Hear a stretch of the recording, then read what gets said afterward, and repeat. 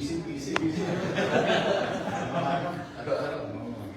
Tapos sa mga pasyente namin na sige.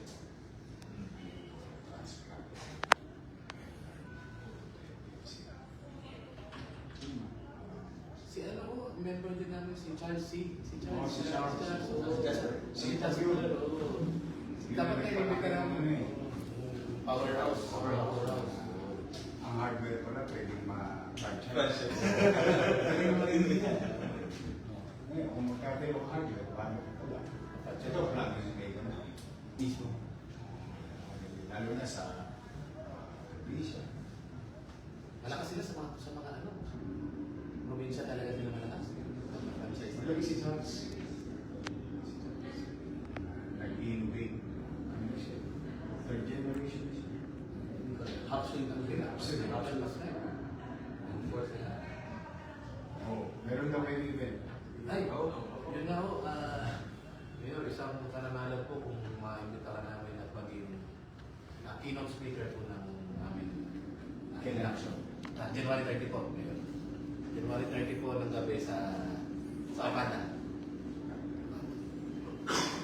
Yun po ang sana isang malaking karanalan po sa amin. Ano ba ang schedule ko to? Ano ba sabi ni Bay? Free pa naman po. Kailan yung event natin sa ano? Tatawagin na sila. Mga nakapangdiin kayo. Kayo po ang kapitin, kailangan. Kayo po ang I kapitin. try to wear comfortable shirt every day kasi naglalagay ako. Siyempre, kapit namin kailangan ganito para malaki ang ano namin. Sinisilihan kasi ang puwet ko. Malaki ang ano namin sa inyo, sa respeto namin sa inyo, kaya talagang kailangan. Siyempre, Gulat nga ako. Mga nakapul. Out of place ako. Kaya kayo naman ang boss namin, eh, ayos lang. Kayo nakasabi ko yun, ayun. And then, ano oras kayo? Alas 7 po. Alas 7. 7 o'clock. Sige, kunin mo na lang details. Ay, maraming salamat.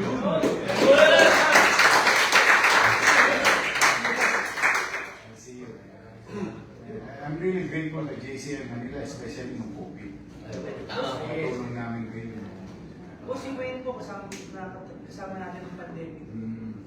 Malaking tulong ang JCL ng pandemic. Sa quarantine. Mga Quarantine facilities. Okay na ginawa ng organisasyon sa mga taga-Maynila. Sige, I'll see you there. Ha? Papicture tayo. Bente lang.